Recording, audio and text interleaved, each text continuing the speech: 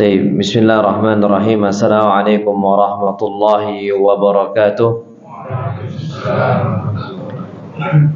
Alhamdulillah wassalatu wassalamu ala Rasulillah. Hayyakumullah bayyakum wa saddadanillah wa iyyakum ala al-khairi wal huda mahayyina. Wa as'aluhu bimannihi wa karamihi ay yaj'alani wa iyyakum min ahli al-'ilmi wal Qur'ani tadabbura wa fikha innahu ala kulli syai'in qadir wa bil ijabati jadir. Alhamdulillah, ana bersyukur kepada Allah Azza wa Jalla yang telah mengumpulkan kita di subuh hari ini. InsyaAllah subhanahu wa ta'ala kita akan membahas tema yang penting, apa tak cukup Allah subhanahu wa ta'ala bagi kita. Allah subhanahu wa ta'ala itu menyatakan bahwasanya Allah cukup bagi hambanya yang bertawakal, yang dia menyerahkan dirinya kepada Allah subhanahu wa ta'ala. Dan bahkan Allah berfirman, alaysallahu bikafin abdah, tidakkah Allah subhanahu wa ta'ala telah mencukupi hamba-hambanya. Wa yukhawifunaka billadhina min dunih, dan mereka menakut-nakuti engkau wahai Muhammad dengan selain Allah subhanahu wa ta'ala. Wa may yudlil fama lahu min had, dan barang siapa yang Allah subhanahu wa ta'ala jadikan dia menyimpang, maka enggak akan lagi ada yang bisa memberikan hidayah untuknya. Ketika Allah subhanahu wa ta'ala mengatakan alaysallahu bikafin abdah, bukankah Allah telah mencukupi hamba-hambanya? Jawabannya jelas iya. Tapi ternyata banyak dari kita yang tidak bersyukur kepada siapa? Allah subhanahu wa ta'ala.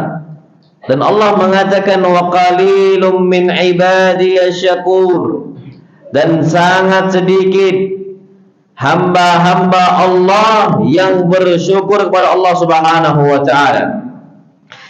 Dan Allah subhanahu wa ta'ala itu bukanlah yang jauh pengawasannya, yang jauh ilmunya dari diri kita. Lah, Allah itu dekat, Allah menjaga kita. Dan bahkan Allah subhanahu wa ta'ala mengatakan fallahu khairun hafidha, Allah adalah sebaik-baik penjaga bagi kita. Wa huwa arhamur rahimin, dan Allah subhanahu wa ta'ala adalah zat yang paling penyayang. Dan bahkan masya Allah tabarakar rahman, Allah firmankan wa nahnu aqrabu ilaihi min hablil warid, dan kami lebih dekat kepada manusia dibandingkan apa? Urat nadi dia. Saking dekatnya Allah subhanahu wa ta'ala kepada hamba-hambanya. Tinggal mau enggak kita ini meminta kepada Allah. Mungkin bisa jadi kita ini merasa tidak cukup dalam hidupnya, merasa ada yang kurang dan sebagainya. Mungkin karena kita enggak berdoa, mungkin kita enggak meminta kepada Allah azza wa jalla. Sedangkan Allah subhanahu wa ta'ala berfirman wa idza sa'alaka ibadi anni fa inni qarib. Wahai Muhammad, kalau ada yang bertanya kepada engkau tentang saya, maka saya dekat. Minta semuanya, Allah akan cukupi. Ujibu da'watad da'i idza da'an. Allah subhanahu wa ta'ala akan mengabulkan setiap permintaan yang mau berdoa. Syaratnya apa? Idza da'an, kalau dia mau berdoa meminta kepada Allah subhanahu wa ta'ala. Kita ini lebih sering ngemis kepada manusia dibandingkan kita minta kepada Allah subhanahu wa ta'ala. Hartanya manusia terbatas, wallahi ya ikhwah, terbatas harta mereka, kekayaan mereka terbatas. Tapi Allah subhanahu wa ta'ala kita minta yang paling banyak, sama sekali tidak mengurangi kekayaan Allah azza wa jalla. Dan bahkan disebutkan oleh Nabi kita Muhammad sallallahu alaihi wasallam dalam hadis qudsi, Nabi bersabda, Allah berfirman, "Lau anna awwalakum wa akhirakum wa insakum wa jinnakum kanu fi sa'idin wahid fasa'aluni fa'utiya kulla wahidin mas'alatahu ma naqasa dhalika min mulki syai'a."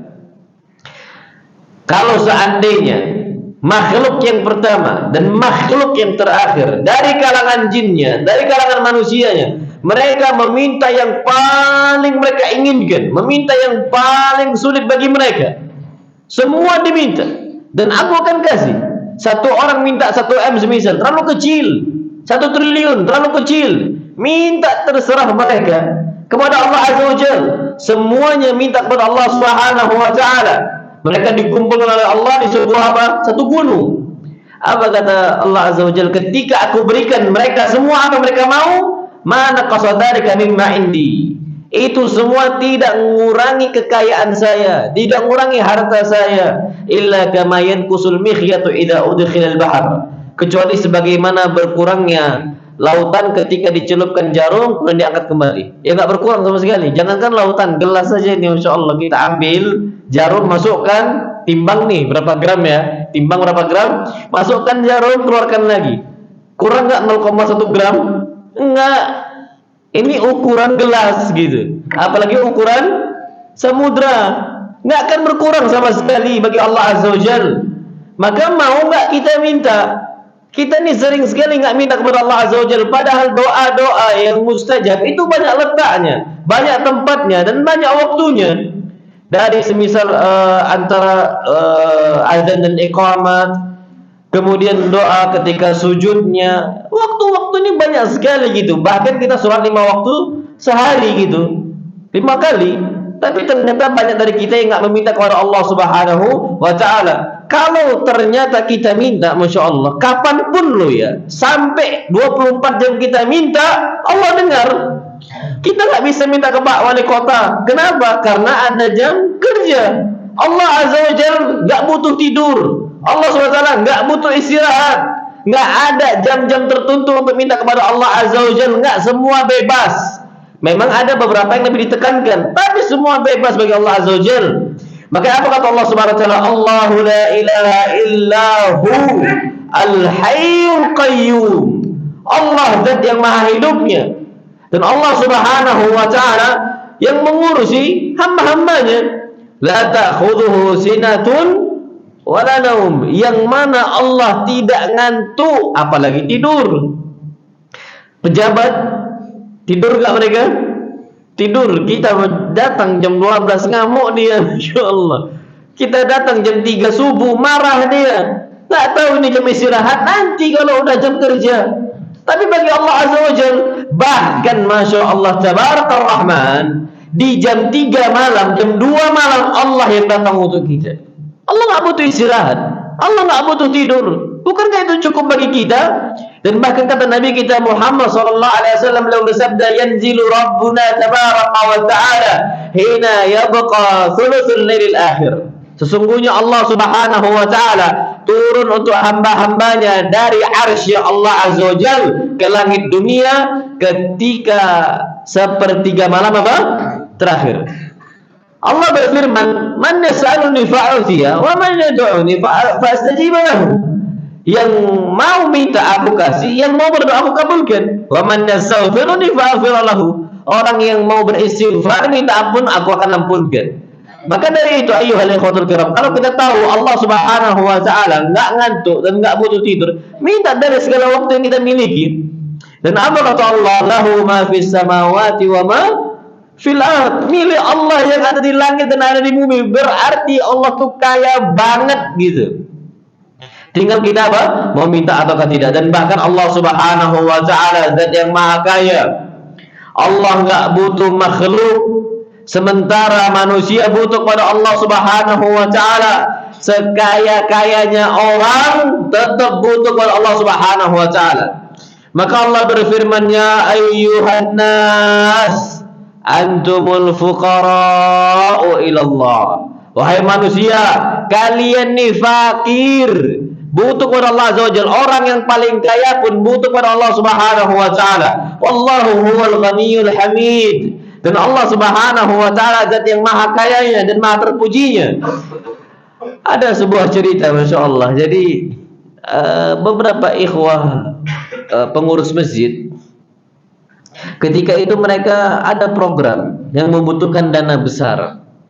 Akhirnya datanglah mereka usahakan untuk mengajukan proposal kepada orang yang ya memiliki fulus banyaknya gitu. Orang yang Allah muliakan dengan hartanya. Ketika ba'dal isya ditunggu, masya Allah. Ternyata beliau lagi sholat apa? Ba'diyah. Lama ditunggu. Mereka mau mengajukan proposal. Habis ketika sholat ba'diyah, lanjutkan lagi. Beliau mengangkat tangan kepada Allah Azza wa Jalla dengan waktu yang cukup lama juga. Apa kata ikhwah-ikhwah ini? Udah kita pulang aja, orang kaya aja minta ya ke Allah. Kita kok nggak minta ke Allah? Antum ngerti? Kita ini belum ada minta ke Allah, kita langsung datang ke manusia. Harusnya datang dulu kepada Allah Azza wa Jalla, kemudian wasilah kepada siapa? Manusia. Kita ini lebih fokus kepada manusia dibanding kepada Allah Azza wa Jalla. Kita datang dengan posisi siap bagaimanapun kepada manusia, tapi kalau Allah nggak kabulkan nih, Allah jadikan fulan nggak mau ngasih, nggak akan ngasih dia. Ini masalah di kita. Bergantungnya kita bukan kepada Allah Azza wa Jalla. Bergantungnya kita kepada siapa? Makhluk yang lemah, yang hartanya terbatas, kemampuannya terbatas, semuanya terbatas bagi dia. Kalau Allah Subhanahu wa taala tidak ada batasnya. Maka ketika manusia mencari kecukupan kepada selain Allah Subhanahu wa taala, justru dia tidak akan pernah cukup. Ana ulangi, manusia yang minta kecukupan kepada selain Allah, justru dia tidak akan pernah cukup. Ambisinya dunia nggak akan pernah cukup. Harta sekaya-kayanya apapun dia, kalau fokusnya dia kepada selain Allah Azza wa Jalla nggak akan pernah cukup. Harta dia pesugihan, pakai antum tahu pesugihan, orang yang minta jadi apa? Wong sugih gitu. Atau dia pakai jimatnya dan pakai apa?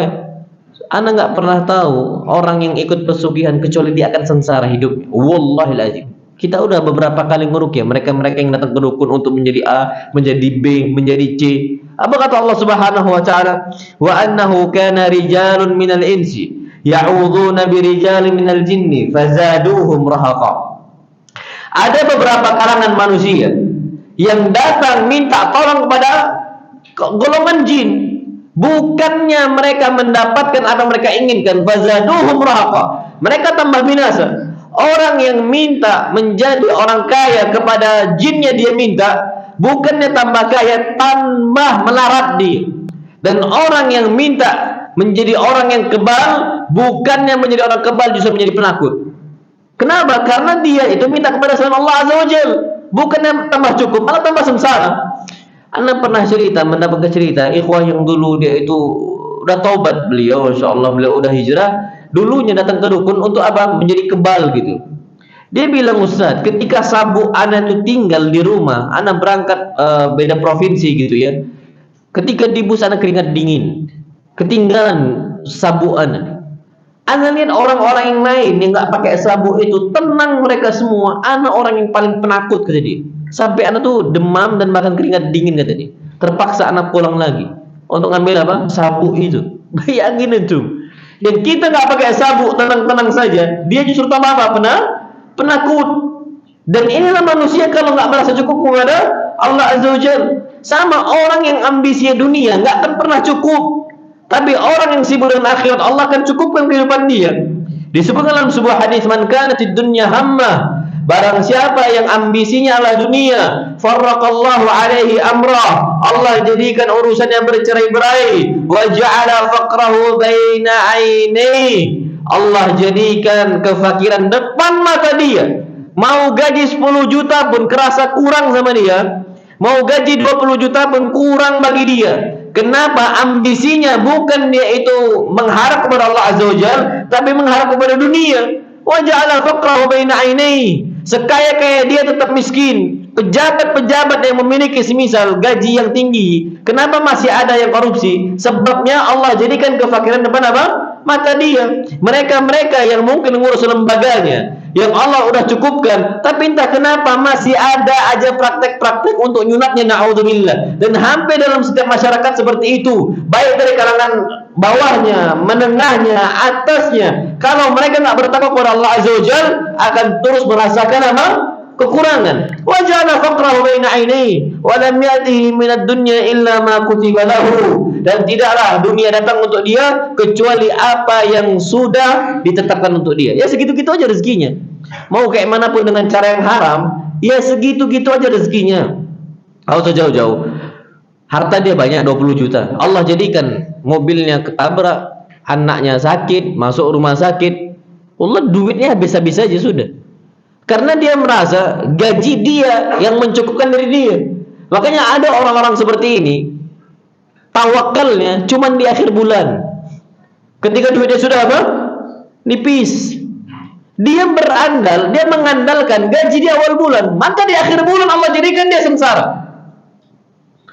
Dan itu bukan sesuatu hal yang asing di sini. Rata-rata mereka yang mungkin gajinya berkali-kali lipat di atas apa UMK-nya atau UMR-nya, ternyata masih kurang saja. Dan kebalikannya, waman kanatil akhiratu hamma, siapa yang akhir adalah ambisi dia, jama'allahu lahu amrahu, Allah akan kumpulkan semua urusan-urusan dia. Jadi ketika dikumpulkan, enggak cerai-berai, dia mudah selesaikan perkara dia, pekerjaan dia. Dan kemudian apa kata Nabi sallallahu alaihi wasallam, wa ja'ala ghinahu fi qalbi, Allah jadikan kekayaan di depan mata dia, nampaknya kurang, bagi dia sangat cukup. Ada insyaallah di Jakarta itu cerita ke anak ketika anak safari dakwah ke sana, Ustaz, kami ini memang Allah jadikan berlebih harta kami. Wallahi tapi kami merasa kurang aja, kata dia. Kurang Ustaz. Harta kami ini berlebih asli. Tapi ada aja entah kenapa duit ini keluar aja untuk A, untuk B, untuk C, untuk D dan seterusnya. Tapi kami ini Masya Allah yang merasa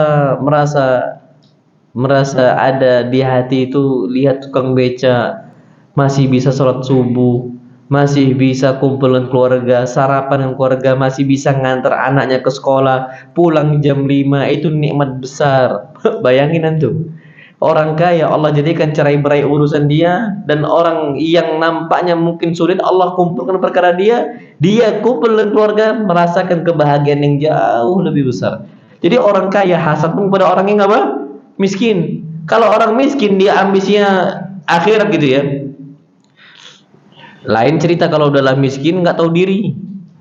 Udahlah miskin malah jauh dari Allah Subhanahu wa taala. Ada itu, udahlah miskin maksiat lagi. Ada. Ini kata Allah, orang yang paling Allah benci ail mustakbir. Udahlah miskin, sombong kata Nabi. Dengan kemaksiatan-kemaksiatannya ada. Tapi ada orang-orang miskin yang memang kita lihat miskin, tapi dia taat kepada Allah Azza wa Jalla, ke masjidnya 5 waktu, bisa 5 waktu dia ke masjid dan taat kepada Allah Azza wa Jalla. Ini yang mereka apa? Iri di hati mereka, enak banget hidupnya gitu. Dan apa kata Nabi sallallahu alaihi wasallam, dunya wa hiya raghimah. Orang yang memang jadikan Allah sebagai pencukup bagi diri dia, maka dunia akan datang untuknya dalam kondisi dunia tunduk bagi dia.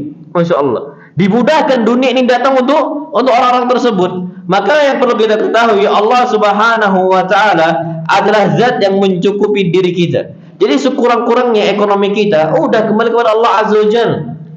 Ini yang sering disampaikan oleh para ulama tentang kondisi bagaimana ekonomi kita saat ini. Aslilah, percayalah sama ana, ini ujian dari Allah Azza wa Jalla. Allah ingin tahu apa yang diucapkan oleh setiap lisan-lisan kita. Makanya Allah jadikan semisal ekonomi kita 18.000, nama Allah jadikan. Dan Allah berkehendak itu, dan suka-suka Allah Azza wa Jalla. Sebenarnya sebabnya kenapa? Diri kita masing-masing. Terjadinya kemaksiatan yang terjadinya keculasan, terjadinya kecurangan, terjadinya semua akibat diri kita masing-masing. Kita nggak bisa nyalakan pemerintah ya ikhwah.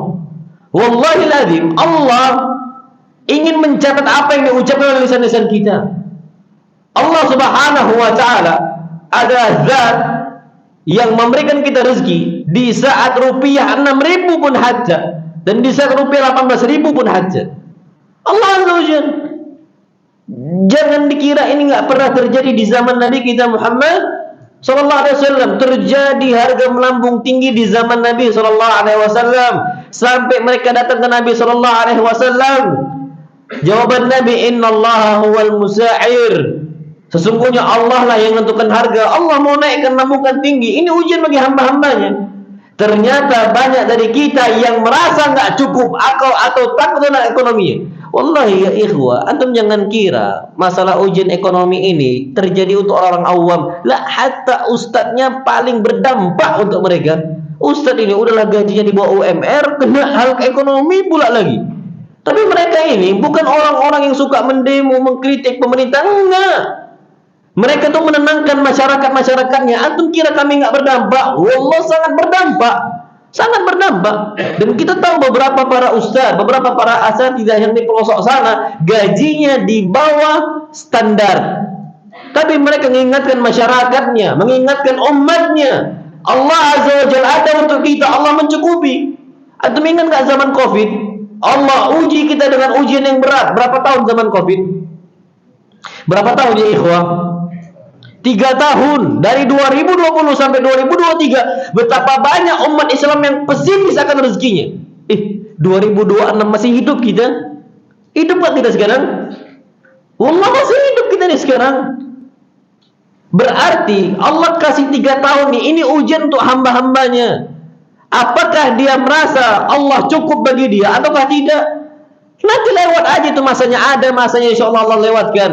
Cuman Allah ingin mengetahui apa yang diucapkan oleh para hamba-hambanya. Apakah mereka mengatakan inna lillahi wa inna ilaihi raji'un, ataukah mereka malah mengumpat, malah mereka marah dan sebagainya. Afwan ya ikhwah, kalau ada antum yang merasa ekonomi berdampak juga, jangan tersinggung, jangan marah kepada apa yang Anda sampaikan. Wallah ya ikhwah, kita sama-sama berdampak. Tapi kalau kita merasa tidak cukup apa yang Allah kasih, wallah ini berbahaya. Allah ini berbahaya.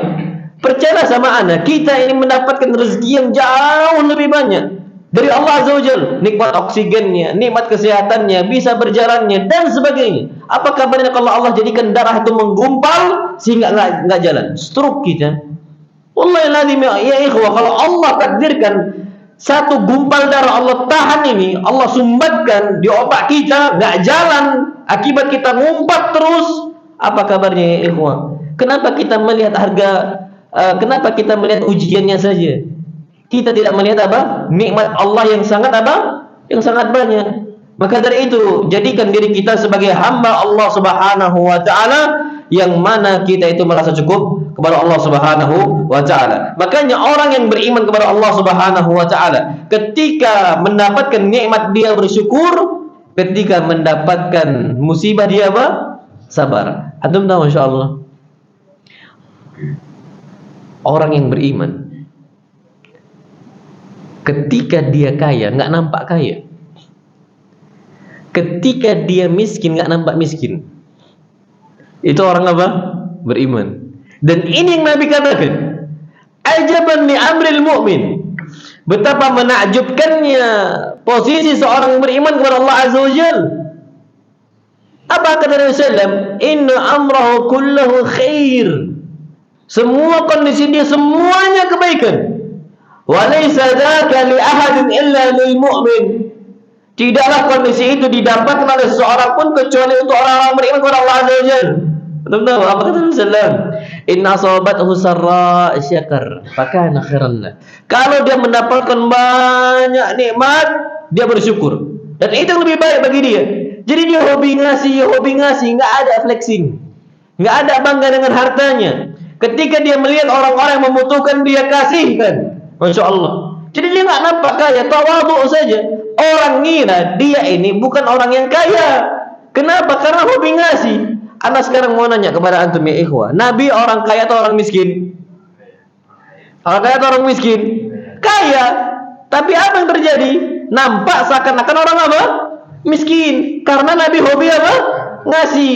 Sampai bahkan kata Aisyah radhiyallahu taala anha, ma syabi'a alu Muhammadin sallallahu alaihi wasallam hatta yalhaqa billah. Istri-istri Nabi sallallahu alaihi wasallam tidak pernah merasakan kenyang sampai Nabi jumpa dengan Allah Azza wa Jalla, kami baru bisa kenyang. Nabi sallallahu kaya. Banyak Nabi sallallahu apa kambingnya, banyak hartanya, banyak emasnya, tapi 1 dinar di rumah Nabi lewat 3 malam enggak keluar, Nabi sallallahu marah. Jadi ketika dia kaya, dikeluarkan, bersyukur kepada Allah Azza wa Jalla. Jadi bukan orang yang terlihat kaya, enggak. Kebalikannya, wa in asabathu dharra sabar fakana khairan lah. Kalau dia ini kena musibah, kemiskinan, kefakiran, kesulitan ekonomi dan sebagainya, sabar. Dia bersabar. Maka itu yang lebih baik bagi dia. Kenapa? Enggak ngeluh ke sana, enggak ngeluh ke sini, enggak ngeluh ke sana, enggak ngeluh sini. Orang enggak tahu ternyata dia ini lagi apa? Susah. Ada nggak orang-orang kayak gitu? Ada. Makanya Masya Allah, sebagian orang awam tuh ngira hidup ustadz tuh tenang-tenang aja, enak banget dia jadi ustadz, hidupnya adem ayem tenang. Enggak, pening malah mereka. Di rumah itu mikirin apa beras kita ini sama. Tapi kenapa nampaknya normal-normal saja? Karena mereka ini nggak curhat sana, nggak curhat sini. Ada sebagian ikhwan ngomong, Ustaz, Masya Allah ya, ana lihat kondisi para asatidah ini adem sama istrinya, ini gimana solusinya ya? Kami bilang, antum nggak tahu di balik itu. Tapi kami nggak cerita, antum cerita. Kami nggak ngeluh, antum ngeluh. Loh, Nabi aja dilempar piring oleh siapa? Aisyah. Ini kan musibah besar bagi Nabi SAW. Tapi Nabi SAW nggak pernah ngeluh, nggak pernah ngeluh. Justru Nabi katakan, nggak apa-apa kalian sini, jangan pulang, jangan pulang. Ibu kalian lagi apa? Cemur. Sebatas itu. Kalau kita punya tamu di rumah kita bahas poligami, istri ngamuk, antum pulang semua. Ini urusan anak sama istri anak sekarang. Masya Allah, dimarahin istrinya kan? Ketahuan ini orang sering bertengkar dengan istrinya, kan gitu. Tapi Nabi SAW enggak. Sallallahu Alaihi Wasallam. Ini bedanya kita dengan apa? Dengan para asatidah. Bedanya kita dengan Nabi kita Muhammad Sallallahu Alaihi Wasallam. Aslinya sama ujian itu. Jangan dikira kita ini orang yang suci nggak kena musibah, enggak. Dan bahkan asyaddun nasi bala'an al-anbiya thumma al-amsal fal-amsal. Orang yang paling keras cobaannya itu orang-orang para nabi yang statusnya nabi. Kemudian orang-orang soleh setelahnya. Kedua orang soleh setelahnya. Semakin soleh kita, semakin berat apa? Ujiannya, ujian ekonominya, ujian pasangannya. Wallahi lazim ya ikhwan, semakin berat ujiannya. Antum masih enak sama keluarga kita, Masya Allah.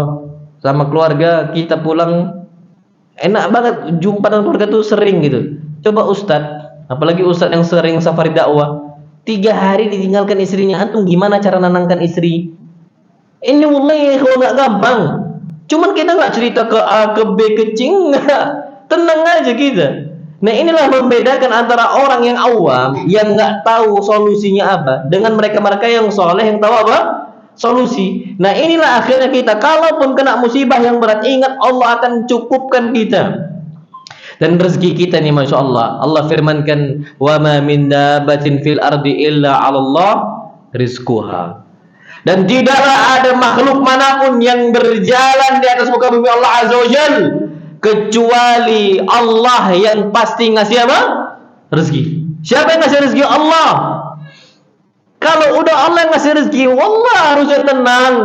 Nggak usah jauh-jauh. Kalau Pak Wali Kota ngomong ke kita, Mas, jangan khawatir, insya Allah bulanan antum ana yang akan jamin. Bahagia nggak kita? Bahagia, tenang kita. Kenapa Allah nggak tenang kalau udah Allah kasih apa janji? Kok takut banget gitu? Kita lebih tenang dengan janjinya apa? Pak Wali Kota dibandingkan janji Allah Azza wa Jalla. Ini masalahnya di kita ya ikhwah. Ada aja orang-orang kalau udah dikasih jaminan oleh wali kota, sengsara juga, awalnya senang gitu kan. Tapi akhirnya kalau nggak merasa cukup, ya kurang-kurang aja. Tapi Masya Allah ya ikhwah, percayalah sama ana, selama kita hidup rezeki kita akan terus ada. Dan bahkan disebutkan, inna rizqa, sesungguhnya rezeki, innal abda la yatlubuhu rizquhu kama yatlubuhu ajaluhu. Sesungguhnya seorang hamba akan diincar oleh rezekinya lebih cepat dibandingkan ajalnya mengincar dia. Berarti lebih cepat rezeki yang datang untuk kita atau ajal? Rezeki. Makanya apa kata Nabi SAW? Inna nafsa lan tamuta hatta tastawfiya rizqaha. Sesungguhnya seorang hamba ini tidak akan wafat, tidak akan meninggal kecuali telah sempurna apa? Rezekinya. Teman-teman, Masya Allah. Ana ada memelihara beberapa hewan, ada kambing, domba, ayam gitu. Ana pernah melihara ayam. Jadi sampai sekarang ana punya pelihara ayam. Alhamdulillah ayam kampung banyak gitu. Jadi ada anakan ayam gitu, sakit dia. Dan kotor Allah ketika anak kurung gitu ya, kita kurung di kandang itu biar keluar-keluar masih kecil. Diinjak terus oleh induknya gitu. Diinjak terus, akhirnya anak ambil, anak kasihan nih kan. Anak lihat nih gimana solusinya. Yuk, masih hidup, tapi nggak bisa ngapa-ngapain, nggak bisa jalan dan sebagainya. Masih kecil. Ini kalau anak biarkan kayak gini, takut nyiksa, Tapi kalau disembelih, siapa yang tega gitu kan? Anda nggak tahu ini solusi gimana. Ini masih anakan gitu. Dia sakit, kena injak terus sama induknya. Anda bingung ini gimana solusinya ya? Kalau siapa yang tega mau nyembelih masih kecil kayak gitu? Yang kedua, ini kalau dibiarkan takutnya nanti ditanya kita dihisab oleh Allah Azza wa Jalla, kenapa dibiarkan kayak gini tersiksa? Bingung kita. Masya Allah. Akhirnya ikhwan bilang, Ustaz nggak apa-apa, kasih makan aja sudah. Bismillah. Tapi ketika anak kasih makan, anak suapkan 1 butir beras, anak masukkan ke dalam paruhnya. Setelah masuk mati dia. Ya mungkin kesedak. Mungkin apa kesedak. Tapi antum tahu faedah yang bisa ambil? Ada rezeki 1 butir beras yang belum masuk untuk dia. Masuk, mati dia. Walaupun kesedak. Walaupun mati apa? Kesedak. Tapi ala kulana yakin satu ini kalau nggak masuk, kayaknya nggak mati-mati dia. Sampai masuk baru meninggal. Ini menunjukkan kepada kita, kalau masih hidup kita terus optimis, jangan pesimis, karena ada Allah yang mencukupkan hamba-hambanya. Antum tahu Ustaz Ali Ahmad Riau, beliau cerita, Masya Allah, kalian ini takut tentang masalah rezeki, kata beliau. Hewan ayam nggak punya akal, anaknya banyak. Kita punya akal, anak berapa? 2. Masya Allah, takut rezeki. Ayam kalau bisa terus punya anak. Oh enggak usah, enak banget ayam nggak punya anak. Enggak, masalahnya kita semakin sempurna akal kita, semakin ditakut-takuti oleh syaitan. Anda tahu apa kata Allah? Asy-syaitanu ya'idukumul faqra wa ya'murukum bil fahsya. Syaitan datang kepada kalian menakut-nakuti tentang kemiskinan, kefakiran. Akhirnya apa? Syaitan memerintahkan kalian untuk hal-hal yang buruk, membatasi apa keturunan kita. Na'udzubillah, Allah udah cukupkan, malah kita bataskan. Baik, antum tahu, Masya Allah, anak kecil, pernah nggak anak antum khawatir besok bisa makan atau enggak? Sampai mereka nanya, "Bah, Abi, besok kita makan apa?" Pernah nanya gitu? Enggak. Kita yang bertanya ke istri kita, atau istri kita nanya kepada kita, "Bang, kita besok makan apa ini?" Khawatir tentang masalah rezeki. Anak kita selapar-laparnya mereka, fitrah mereka masih lurus. Walaupun akal mereka nggak sempurna. Entah kenapa akal kita yang sempurna, Allah sempurnakan akalnya, semakin takut kita dan semakin jauh dari fitrah yang selamat. Sampai nanya, khawatir besok makan apa? Kita ini tenang ya ikhwah. Allah kasih nikmat yang banyak. Nikmat kita, sesusah-susah hidup kita, nikmat kita ini jauh lebih besar dibandingkan nikmat yang Allah kasih untuk Qarun. Oh wallahi ya ikhwah, Qarun kapan mau makan ikan itu harus dihabiskan di hari itu. Kalau nggak basi, karena nggak ada kulkas. Kapan makan kambingnya kayak gitu, kapan makan ayamnya kayak gitu, kapan nyembelih yang harus dimakan. Kita sampai hari ini daging hewan kurban aja masih ada di kulkas. Ingin takut banget. Bisa nggak itu sampai 6 bulan lagi di kulkas? Masih bisa, tapi takut banget tentang masalah ekonomi. Sedangkan Nabi SAW katakan, man asbah minkum aminan fi sirbi mu'afan fi jasadihi 'inda qutu yaumihi fa ka'annama hizat lahu dunya bihadafiriha. Barang siapa yang dia itu merasa aman di rumahnya, di wilayahnya, dan diberikan sehat jasmaninya oleh Allah Azza wa Jalla. Yang ketiga, wa indahu qutu yaumihi, dia memiliki makanan pokok yang dimakan di hari itu. Ana ulangi, yang bisa dimakan di hari itu. Besok nggak ada nih, tapi ada yang dimakan di hari itu. Fa ka'annama hizat lahu dunya, seakan-akan dunia dikumpulkan untuk dia. Nikmat banget. Kita bukan memiliki makanan yang bisa dimakan di hari itu, bahkan sampai 6 bulan lagi pun bisa kita makan. Beras ini bisa nggak dibiarkan lama? Beras bisa, aman, pangan tuh ada. Tapi kita cuma takut gara-gara satu saja dicela oleh Allah Azza wa Jalla, melemahnya rupiah dan kuatnya dolar. Itu dibuat betul-betul takut kita, na'udzubillah. Memang kita khawatir, ada kekhawatiran manusiawi. Ikhtiar tetap ikhtiar, usaha tetap usaha, doa tetap doa. Bukan berarti enggak, kita serahkan diri kita kepada Allah Azza wa Jalla. Enggak, usaha dagang kita tetap dagang. Minta kepada Allah, tetap minta kepada Allah. Kenapa? Allahus Samad. Karena Allah ini tempat kita bertumpu. Maka apa?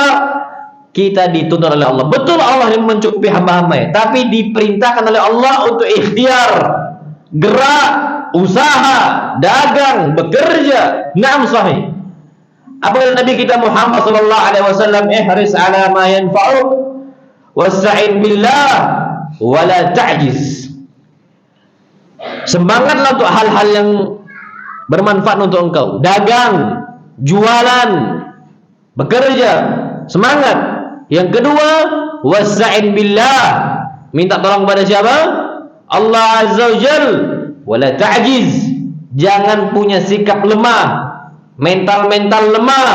Belum apa-apa enggak bisa, belum apa-apa enggak bisa, enggak mau mencoba. Mental anak-anak muda nih sekarang, mental mereka rata-rata itu seperti itu. Ajiz. Belum dicoba udah bilang nggak bisa. Antum tahu Nabi SAW itu sudah memiliki income pribadi dengan usaha beliau sendiri. Umur 8 tahun Nabi kita Muhammad SAW udah ngembala kambing. Nabi menerima upah ngembala kambing. Nabi bekerja sallallahu alaihi wasallam. Bahkan apa kata Nabi SAW, ma min nabiyyin illa wa qad ra'al ghanam. Tidaklah seorang nabi kecuali dia telah mengembala apa? Kambing yang usaha. Nabi dagang sallallahu alaihi wasallam bersama istrinya. Walaupun ketika itu bosnya bukan istrinya, Khadijah belum jadi apa? Istri Nabi kita Muhammad sallallahu alaihi wasallam. Udah dagang Nabi sallallahu alaihi wasallam, habis ngembala dagang Nabi sallallahu alaihi wasallam, usaha. Apakah Nabi sallallahu alaihi wasallam memiliki sikap yang lemah? Enggak.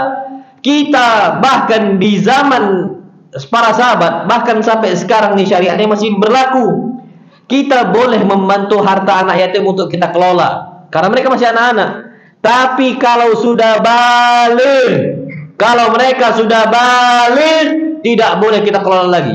Kenapa? Karena orang balik dituntut untuk mencari maisha sendiri. Dia bisa ngelola harta dia sendiri. Ini sekarang anak-anak muda umur yang sudah posisi kuliah masih minta uang jajan dari bapaknya. Sibuknya ngapain? Main game. Ini sikap ajiz, sikap lemah, mentalnya lemah. Dan semakin di akhir zaman percaya sama anak. Makanya ya ikhwah, antum punya anak-anak kecil nih, kalau antum ada usaha, jangan biarkan mereka ini main game. Kita bekerja tukang servis motor, bawa anak kita. Kita ngembala kambing, bawa anak kita. Kita ngarit rumput, bawa anak kita. Kita nyadap karet, ini sering anak sampai kepada ikhwah-ikhwah. Kenapa? Karena anak kita itu harus bisa memiliki income pribadi, usahakan dengan usaha dia. Ketika dia sudah balik, dia sudah mandiri. Sudah apa? Mandiri. Jadi nggak dicekokin lagi. Ini udah nikah masih dapat uang sangu dari apa? Bapaknya. Nggak mandiri-mandiri. Sampai kapan kita seperti itu ya ikhwah? Biarkan saja anak kita bisa mandiri, dia bisa mandiri. Maka kalau kita berusaha kepada Allah Azza wa Jalla, ihris ala ma yanfa'uk wasta'in billah. Minta tolong kepada Allah Subhanahu wa taala, jangan enggak minta tolong. Dari setiap perbuatan kita, usaha, buka lapak kita setiap hari, bismillah ya Allah, bantu anak untuk menyelesaikan perkara anak. Allah akan mudahkan. Jangan minta kepada makhluk selain Allah Azza wa Jalla. Katakan hasbunallah wa ni'mal wakil. Cukup bagi kami siapa? Allah Subhanahu wa taala, dan Allah adalah sebaik-baik penanggung bagi kita. Apa kata Nabi SAW? Ini ucapan hasbunallah wa ni'mal wakil, ucapan Nabi Ibrahim ketika dicampakkan oleh Allah dicampakkan oleh manusia kepada kubangan apinya. Ucapannya apa? Dengan tegas mengatakan hasbunallah, cukup bagi kami hanya siapa? Allah Azza wa Jalla. Itu Nabi Ibrahim, nggak gentar dia. Antum tahu ujian datang untuk Nabi Ibrahim. Allah mengirimkan malaikat Jibril kepada Nabi Ibrahim. Malaikat Jibril nanya, "Ya Ibrahim, hal laka ilayya min hajah?" Engkau butuh enggak kepada saya, kata malaikat Jibril. Antum tahu apa jawaban Nabi Ibrahim? Amma ilaika fala, amma ilallahi fabala. Kalau kepada engkau, aku nggak butuh pertolongan, nggak butuh aku pertolongan engkau. Masya Allah, malaikat nawarkan untuk membantu Nabi Ibrahim. Amma ilaik, wahai Jibril, adapun bantuan engkau aku nggak butuh. Amma ilallahi fabala. Tapi kalau bantuan Allah, aku apa? Butuh. Apa ucapannya? Hasbunallah wa ni'mal wakil. Ini ucapan sering kita ucapkan ya ikhwah. Sering kita apa? Kita ulangi berkali-kali. Hatta sakitnya pun minta tolong kepada siapa? Allah. Allah akan mencukupi kita. Ini enggak, kita ini bertumpunya kepada siapa? Dokter. Sampai datang kita ke rumah sakit, dok sembuhkan anak. Allahul musta'an. Dokter bisa nyembuhkan? Enggak bisa. Ngobatin iya. Makanya termasuk kesalahan fatal umat Islam, datang ke rumah sakit ngomong, dok sembuhkan anak. Enggak. Sembuh ini hasil, kesembuhan hasil pengobatan wasilah. Yang benar, dok obatin anak. Kalau sembuhkan anak, dokternya sakit kok. Dan bahkan ada dokter spesialis jantung meninggal kena serangan jantung. Itu spesialis apa? Jantung. Dan ana bahkan punya kenalan dokter spesialis kejiwaan. Beliau bilang, Ustaz, kami spesialis jiwa, tapi kami adalah orang yang paling rentan kejiwaannya. Masya Allah. Kenapa? Seringnya menerima konsultasi dari orang-orang yang sakit apa? Jiwa. Bayangin antum, dokter itu paling rentan dan dia bisa paling stres, padahal dia ahli apa? Kejiwaan. Allah jadikan ini ujian bagi manusia. Dan ini terjadi ya ikhwah. Makanya dokter pun nggak bisa menyembuhkan. Tiba-tiba kita bertumpu kepada apa? Dokter, dok sembuhkan anak, dok. Dokter nggak bisa menyembuhkan ya ikhwah. Karena kita ini bertumpu kepada apa? Makhluknya Allah Subhanahu wa Ta'ala. Berarti apa katakan? Dok, obatin anak. Kenapa Nabi Ibrahim mengatakan wa idza maritu fa huwa yashfin? Kalau saya sakit yang menyembuhkan cuma siapa? Allah. Betul, kita melakukan pengobatan. Nabi katakan tadawu, kalian berobatlah. Berobat ini wasilah, kesembuhan adalah apa? Hasil. Kita nggak tahu berobat sampai 100 tahun, nggak pernah tahu kita kapan kesembuhan itu datang. Nabi Ayub 14 tahun baru apa sembuh? Obatnya A, B dan C ternyata gagal terus. Ternyata apa obatnya kata Allah Azza wa Jal? Urkut birijlik. Cuma apa? Urkut birijlik. Hentakkan kaki engkau ke tanah. Itu obatnya. Ternyata sembuh. Allah sembuh, sudah selesai. Penyakit siapa?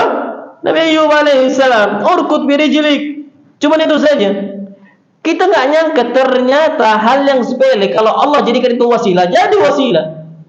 Nah, jadi ala kulli hasil ini hanya milik Allah. Hamba ini hanya Allah titipkan apa? Wasilah, sebabnya saja. Maka apa? Semua kalau kita sakit kanker pun nggak usah takut, nggak usah bertumpu kepada dokter, nggak. Bertumpu kita kepada siapa?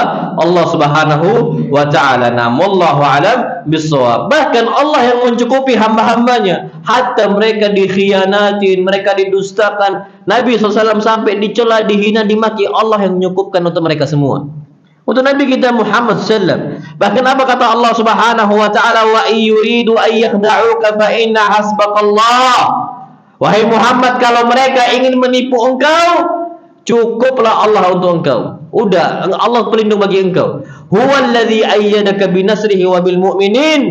Allah yang menolong engkau wahai Muhammad dengan pertolongan dari Allah Azza wa Jalla, dan Allah menolong engkau dengan apa? Orang-orang yang beriman kepada Allah Subhanahu wa Ta'ala. Berarti Allah yang menolong kita. Antum berdakwah nih ditipu oleh masyarakat, dihinakan masyarakat, dicela oleh masyarakat, mereka melakukan apa? Makarnya, mereka melakukan kekhianatannya. Tenang aja, sudah maafkan mereka, maafkan mereka.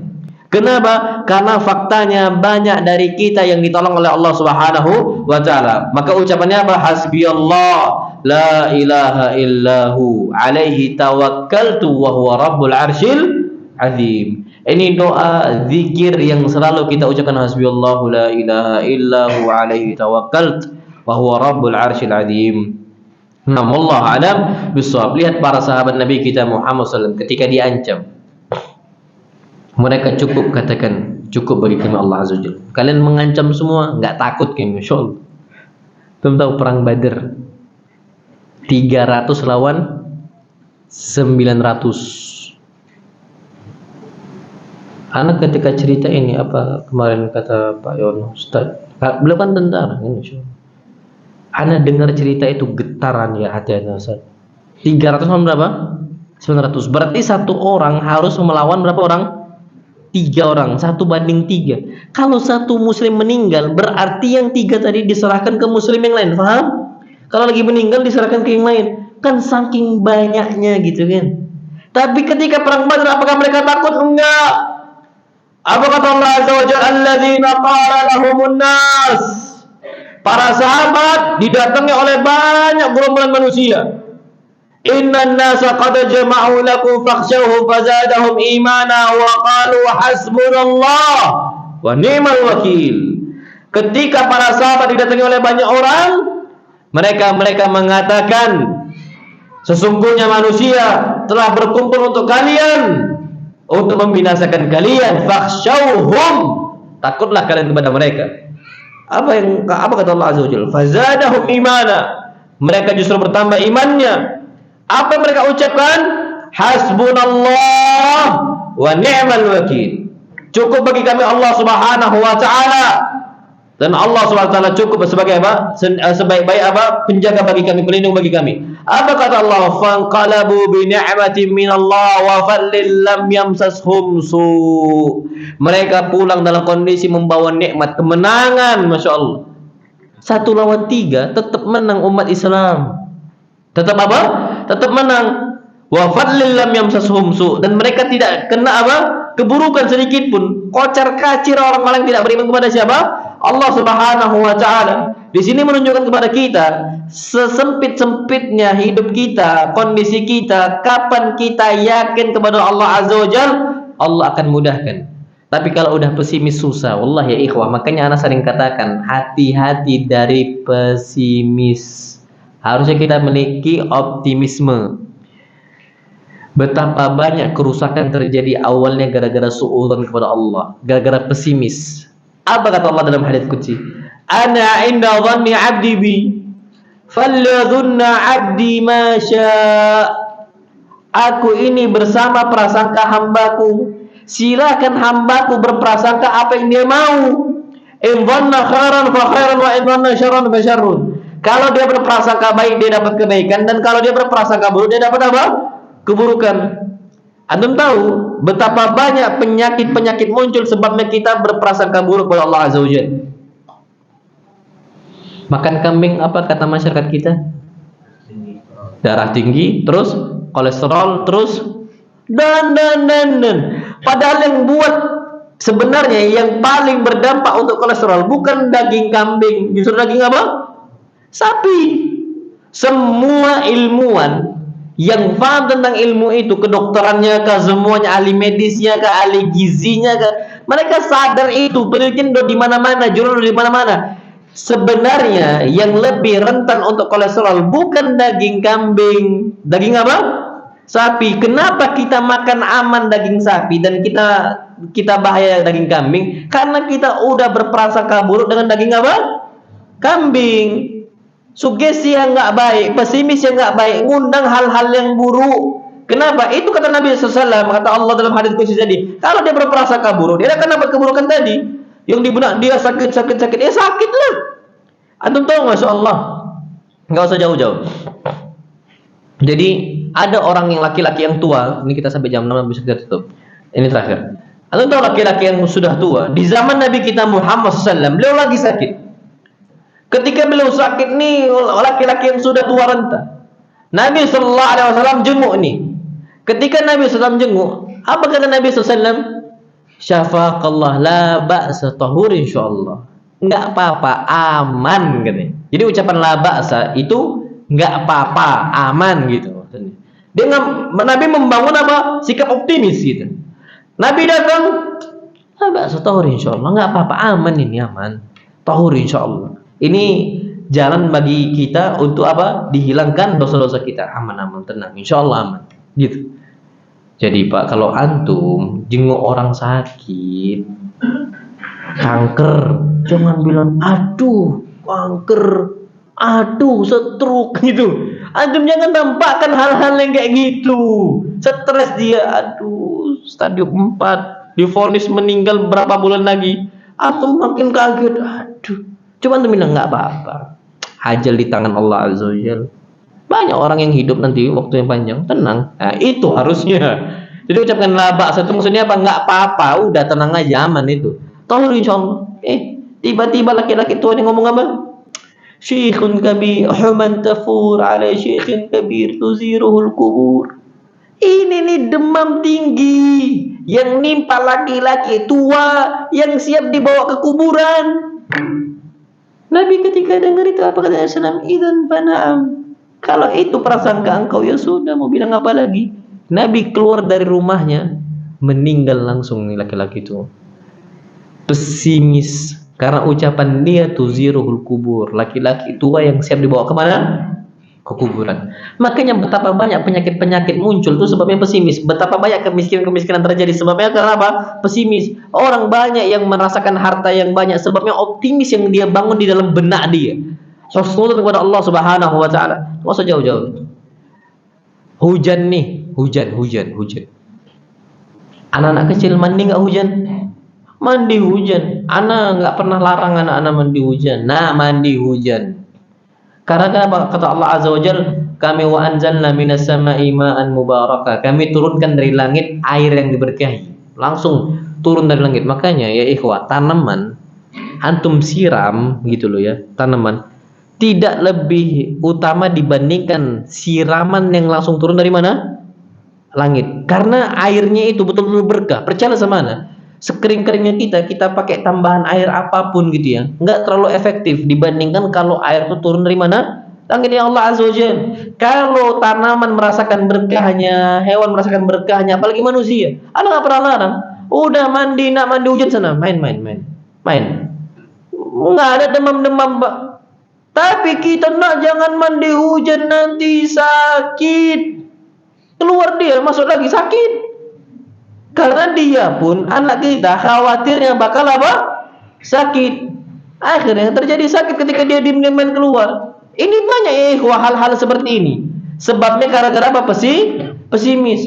Banyak penyakit-penyakit yang muncul. Makanya jangan terlalu jadi orang-orang parno gitu. Ini kenapa benjolannya? Kanker enggak nih? Kanker getah bening dan sebagainya apa ini ya? Nggak usah parno kayak gitu. Nanti betul-betul terjadi takutnya. Kenapa? Karena betapa banyak muncul penyakit sebabnya hal-hal seperti itu. Taib, ala kulli hal, kalaupun kita kena musibah, insyaallah Allah Subhanahu wa taala akan menolong hamba-hamba. Tapi ini ana nggak bisa sampai panjang-panjang ya ikhwan, sampai jam 6 saja dan ini sudah jam 6.